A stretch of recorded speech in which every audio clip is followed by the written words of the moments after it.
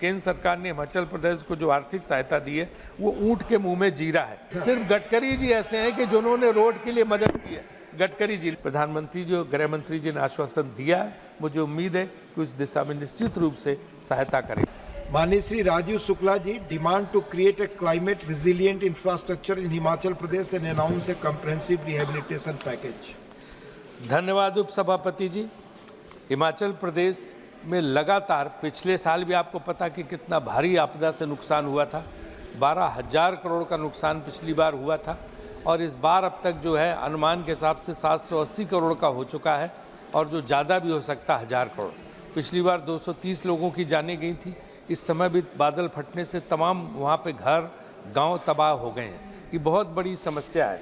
इसका जो है राज्य सरकार पूरा प्रयास कर रही है। पहले 7 लाख प्रति घर दिया था और इस बार उन्होंने 50,000 रुपये की तत्काल राहत की घोषणा की है।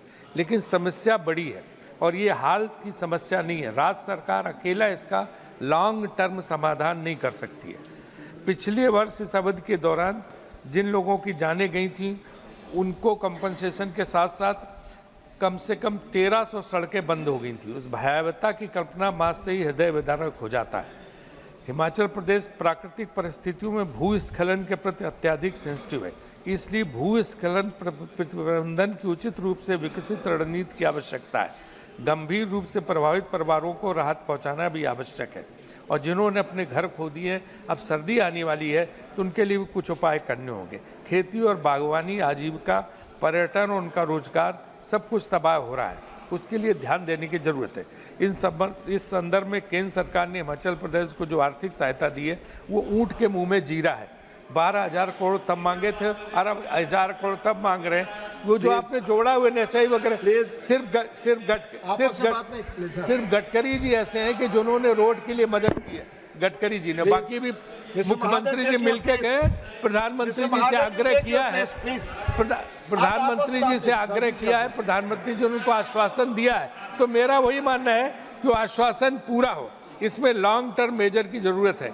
वहीं क्लाइमेट रेजिलेंट इंफ्रास्ट्रक्चर बनाने की ज़रूरत है और इसके लिए पर्याप्त धन की आवश्यकता है। मैं इस संबंध में 14th लॉ कमीशन को, फाइनेंस कमीशन को कोट करूंगा कि what the 14th finance commission said, a large forest cover provides huge ecological benefits, but there is also an opportunity cost in terms of area not available for other economic activities, and this also serves as an important indicator of physical disability. The Commission recommended for compensation mechanism and incentive mechanism.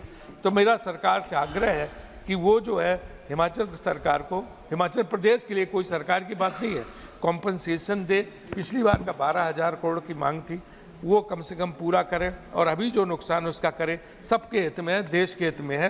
तो इसलिए मैं ये मांग करता हूँ कि पर्यावरण संरक्षण के लिए, इन सब के लिए हिमाचल सरकार को जो मुआवजा देना है वो दिया जाए। प्रधानमंत्री जो गृह मंत्री जी ने आश्वासन दिया है, मुझे उम्मीद है कि उस दिशा में निश्चित रूप से सहायता करेंगे।